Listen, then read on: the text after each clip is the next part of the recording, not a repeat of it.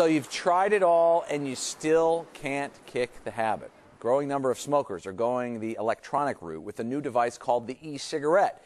But some are concerned its use is largely unregulated and could be unhealthy. CBS-2's Vince Gerasoli is here to help us through this fog of controversy. Vince. Do you know anyone in your family who's ever tried to stop smoking? Yes. It's very difficult for them. And they'll try just about anything, people who really want to break the habit. Well, maybe you have never seen them, but the demand for e-cigarettes is growing fast.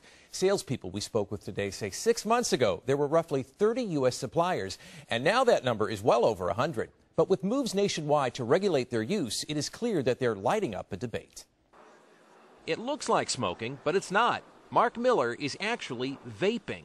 How closely it resembles a cigarette really helps fool your mind.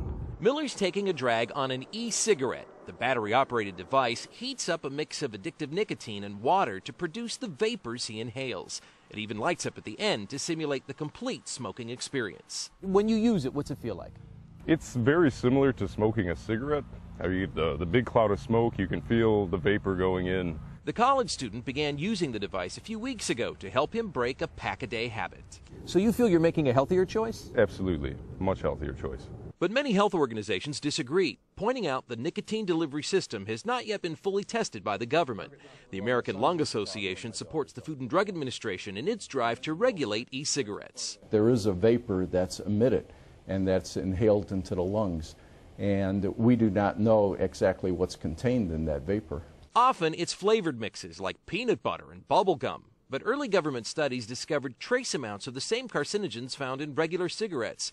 Still, most suppliers are opposing regulation, but not Schaumburg-based Sigtex.com. I think it should be regulated. It should be tested fully because people are consuming it. If I just start inhaling, You'll produce vapor. My own quick test shows the device has at least one of the side effects of regular cigarettes.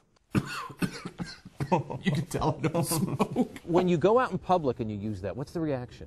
You know, a lot of times I get some double takes. I really never have anyone ask me what it is, but I've smoked it in grocery stores. I've smoked it in the movie theater. Regardless of the firestorm, Miller believes e-cigarettes will help him stop smoking. It's tough.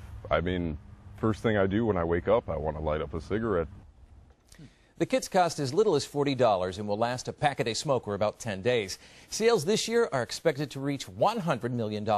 Also, no one that we spoke with today knows of any laws or efforts here in the state of Illinois to prohibit their use or sale, Rob. So it releases that vapor, that nicotine vapor. How much nicotine vapor is in a typical e-cigarette? Well, you can actually change the amount of nicotine, and that's why they have the different liquids. And some folks can have the regular amount of nicotine you find in a regular cigarette, and then you can start to slowly wean yourself off.